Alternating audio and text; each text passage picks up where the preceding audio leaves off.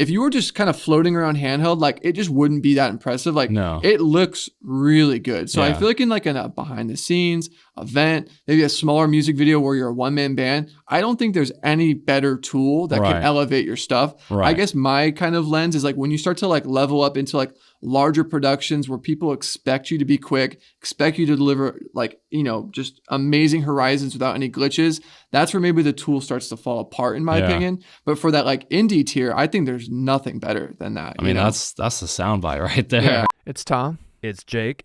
You already know. It's pretty spot on. All right, ready?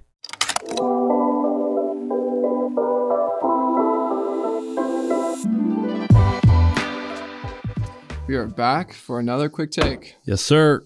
We are currently in Los Angeles. May look a little different for those watching. We're in like a corner of my office recording an episode. Yeah.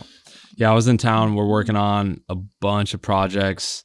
One really big undertaking, which is probably the biggest project and undertaking we've ever taken on, which we're going to be working on for the next 5-6 months to come. And then once we launch, you know, long after that as well. It's definitely like our next big venture for sure that we are very excited about, and we think a lot of other people are going to be very excited about it as well. So. Can't really say too much about it now because we're kind of in the early stages, but while we're in town shooting, wanted to get together. Been a couple weeks since we haven't put out an episode, and I think let's use this little prop as an indicator of what we're doing. And for those listening, Jake is holding a, how do you say it? Zhiyun Crane S2, I believe. And I'll be honest, I actually really like that thing. I think it's super dope. The ZV-EO?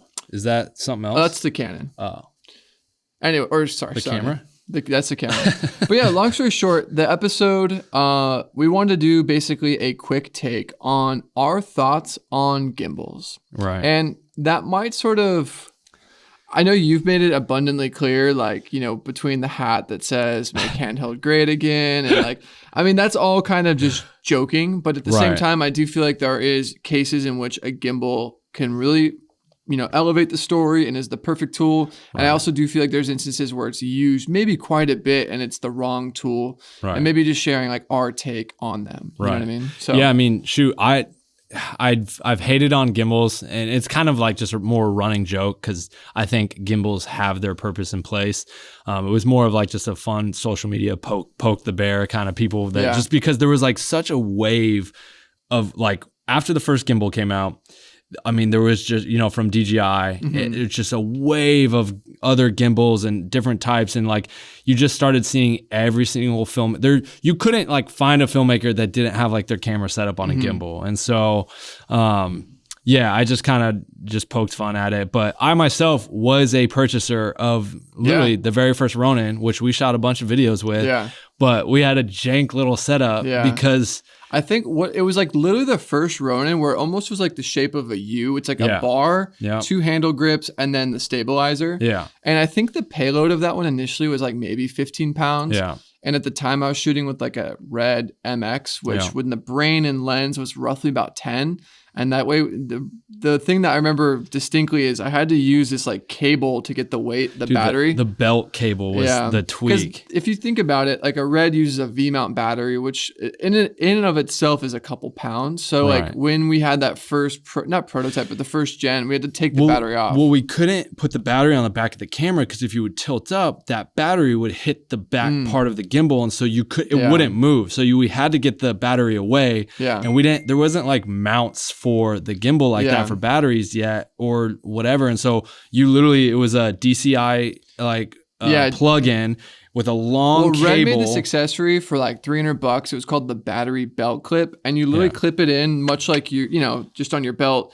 You click the V-mount into that, and then a long little tentacle cable like plugs back into the Red. And it worked for if you really wanted like a light setup, or in that instance, the gimbal. It kind of helped unlock us being able to use it. Right. But I can't. There's been so many. Because we wouldn't have been able to use it otherwise. I don't think so. Yeah. Especially with like lenses and a matte box, it just got too heavy. Where I mean, people who use gimbals know like it kind of screams at you if it's too much weight or all of like my early music video or a lot of my early music videos were done on that. The futuristic No Way video that blew up was on the Ronin in the LA River. You know what's funny? That was our buddy Dewey, who like had just purchased it. And I think that was also when I like thought you needed to use the RC remote. Cause I think there is a mode that I've now learned called like majestic mode, where if you like pan right, the thing kind of pans for you. Right. But I think we had like in full manual. So like as we're walking backwards, I'm like tweaking the joystick. And there's times where like he randomly takes a knee and starts like doing a verse. And it's just like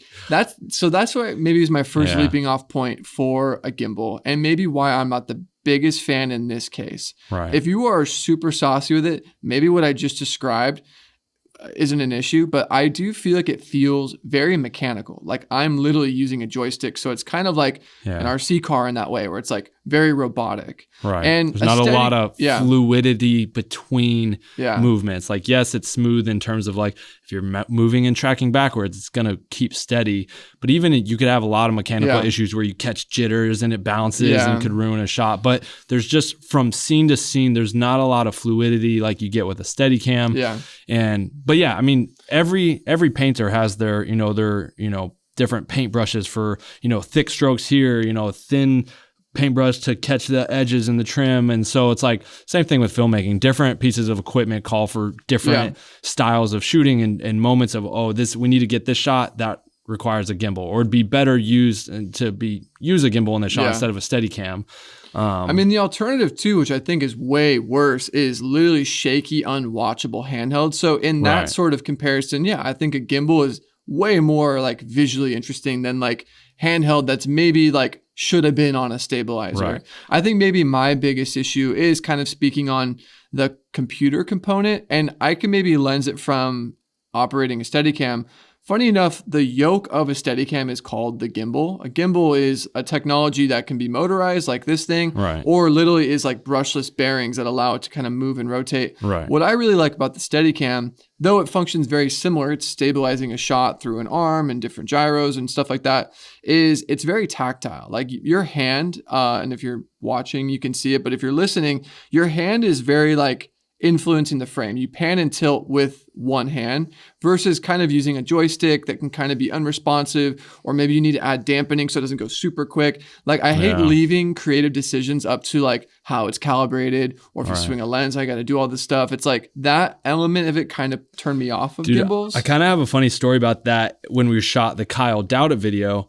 So music video for Kyle Doubt It. It's a dope music video, and we did it on no budget, bro. Like for us, it was literally the crew was me and you. Mm-hmm. You know what I mean? And actually, we had a guy named Dimitri who's now kind of like a legendary gaffer. I think he was holding like a bounce board. Really? Yeah. Or no, you know why he came out? Him and Ellie, I think, came out to do the car rig. The car rig. And then I think he just stuck around. So yeah, we shot on, it was pretty much all gimbal and car rig. Talent, Kyle and his manager wanted it to be all fluid and smooth. And at that time, you didn't operate Steadicam, and we didn't have budget for a Steadicam operator. So in that sense, that's what gimbals are good for. They allow the lower budget indie filmmaker to achieve a more elevated look in terms of like emulating a Steadicam. That was us too, because we had used Neil, and I know at that time we were using like Cooper, Quaid, Pascal. We got our own little Rolodex of Steadicam. Yeah. But with Steadicam comes the fall focus, the focus puller, Teradek, all that stuff. And when you are trying to just bootstrap it, that's where I think that Ronin really, But going back to the mechanical thing, and I left it in the music video. So if you go back and watch a music video, because we'd be flying in this car. Is that where he's leaning out the back? I'm like ratchet strapped into this truck. Tom, you're in the back holding me. Someone's also holding me. And I'm like literally hanging out of this truck. And Kyle's driving alongside of us. And he's like leaned out, at the car door. With the Challenger. But like we're moving pretty fast. So there'd be moments of like, I'm pulling this thing, the wind's blowing, and it would just, all of a sudden, and like reset or whatever, like just would. And there's a moment in the video, if you watch it, it literally, I cut it on the beat. Oh, that's cool. It's like way too much headroom, and it's like up here, and then it drops into frame all of a sudden. That's cool. And I was like, it was just kind of like a happy accident, and I just left it because it looked like this cool intentional like drop on the beat and he performing. So if you go back and watch the Kyle Doubt It music video, you'll see this cool moment, but it was completely unintentional and it could have ruined the shot, but I made it work. I was like, I'll work that in. But imagine if you were like a DP and you had a client watching the monitor and you can't deliver the shot that they want. It's because that just keeps happening. And that's where, luckily in a music video, it's a little more forgiving. But those sort of, I can't tell you, even like producers sometimes like it's such a common thing that Ronins take a while to balance, or Movies, any sort of stabilizer, that even on like music videos where I'm even being brought on, I'll have a producer call me like, hey, we're wanting to do Steadicam because we need you to be up in like 15, 20 minutes. We just don't have hours to balance gimbals. And like, if producers are saying that to me, that's because they've been burned by maybe they fix this. This is like 2022, but there was definitely an era where every time there was a gimbal on set, it would constantly need to be rebalanced. It would like, you would need the right cable. We need batteries too. What if batteries aren't charged? Like there's just so many mechanical, uncontrollable variants that could go into shooting with a gimbal that you wouldn't have with a tactile Steadicam operator. Sure. You know what I mean? And so that's definitely, again, a big proponent of Steadicam. And I personally am always going to aim for a Steadicam operator because I can, give you notes. We can talk, bounce ideas, and you might have like very intuitive intuition on a shot where you find a moment that looks good that like,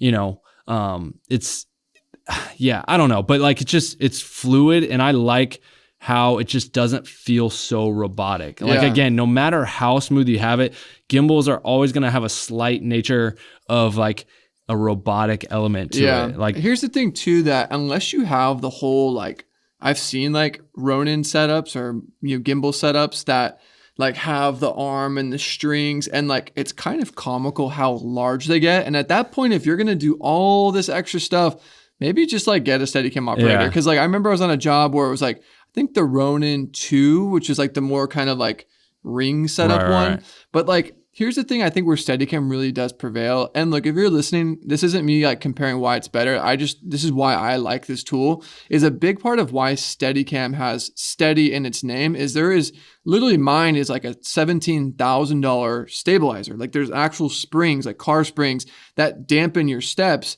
And if you're holding a Ronin and you're stepping, your arms naturally are going to move up and down. And that little bounce in the frame, without that arm stabilizing it, your arms naturally are going to drift as you get tired in the middle of the take. So that little up and down, and then you have the Ronin or the stabilizer trying to auto correct for that. It just starts to get kind of like jello-y. I don't know if that's the correct term, but that's the thing I hate the most about them. Yeah. And with lighter cameras or something like this, I think that's dampened because you can kind of like walk forward, like kind of holding like a goblet or something. But when you hold the ring and your arms are kind of, losing stamina without one of those setups, and get kind of wavy. I think where gimbals really have a lot of upside is like on certain rigs, like car chase rigs, Russian arms, a small crane shot, like to be able to like remote head control or have, gimbals on like a simple tracking shot. Like a tracking shot's great for that, but especially putting it on, those car rigs that like hang off the side or the back like of the car. On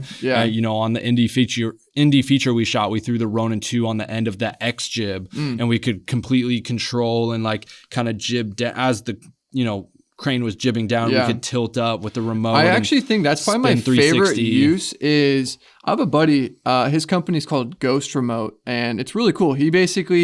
He's a full technician on the Ronin. Like he knows every nuance of it. Where someone like me might be like, oh dang, like why is it shaking? Like, I don't know. Yeah. Like, and what he does is he has like these like $10,000 like wheels that literally if you move the wheels, they like can pan and tilt. So you can put this thing on like a Fisher jib, a crane, and then you give these wheels to the operator or the DP. And now they have, because remote heads are very expensive to like get one that like can stabilize and all that stuff. So Ronins, and I think this is my probably argument for why they're amazing. Gimbals and probably Ronins particularly. I don't know if too many people that use Movies these days. Like Ronin is pretty robust. Like that Ronin 2 on like a crane or using it as like a cheaper remote head, unbeatable. Like it's pretty fucking cool. Right. Dude, that's interesting to think about. Like, because Ronin took over. Oh yeah. And like Movi was like the original in the space, but like I don't see anyone with a Movi because I asked him nowadays. about that. I was like, oh, does anyone really use Movies? And his answer was like, nah, they're kind of unreliable. Like it's hard to get parts for. And maybe if you have one, they're really great. I've never really seen one on set. Ever. DJI came in and messed the game up. That was, I mean, can you imagine just being a company, spend all these millions in R&D, come out with the first working prototype? Like remember that video where the dude's rollerblading? Yeah, and pass it through the taxi, right? That shot, I think, sold so many filmmakers, and like me even, I was like, holy crap, that's an insane shot. But yeah, that was the movie, I think. It was like the movie 10 or whatever. No, it was. But yeah, Dude, now it's like, that's wild. Yeah, now if you go to like NAB or a trade show, there are so many different like like I don't even hear from that company anymore. Yeah, I was just thinking about that. I think it's Free Fly. I actually Free Fly Systems or whatever. You know, it's funny. They make like a slow motion camera now, which is like so maybe they hard pivoted because they couldn't keep up. I mean, how do you compete with like DJI that like literally is like runs the world in filmmaking? I mean, they literally is it DJI that made that camera with the stabilizer in it too? Yeah. I mean, they're just like making everything. You just can't compete on that level. Like whatever they do, even GoPro, they came in and made their own action camera and it's like, the Osmo. Peace out, GoPro. I'm sure GoPro's like, damn, that sucks. Yeah. So it's just like, but yeah, speaking on, I mean, I think that's a good amount of like, you know, pros and cons. Yeah. I personally like if I'm trying to think like if I would ever want a gimbal or a Ronin, it's going to be in the instance of like, putting it on the end of, you know, a car rig or like a crane, having like a remote control that I can like pan and tilt. Yeah. I think not even a tracking shot, bro. Like I'm hiring a Steadicam operator to do some tracking. Something that stuff, I think they work really well for, and I imagine a lot of people listening to this probably do this or maybe use it in this capacity. Like we today just did a location scout and our buddy had, I believe the Ronin RS2 or 2SR. I'm so bad with names. And he had his like Blackmagic 6K on it. He had the whole rig, even a little follow focus motor.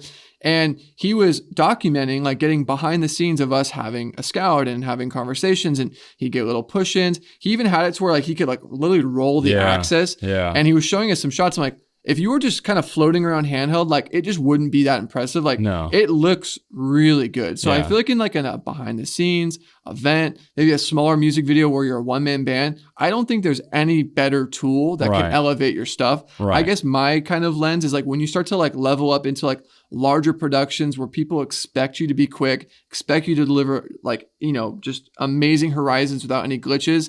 That's where maybe the tool starts to fall apart in my opinion. But for that like indie tier, I think there's nothing better than that. I mean, that's the soundbite right there. Yeah, Tom just hit with the full soundbite right there.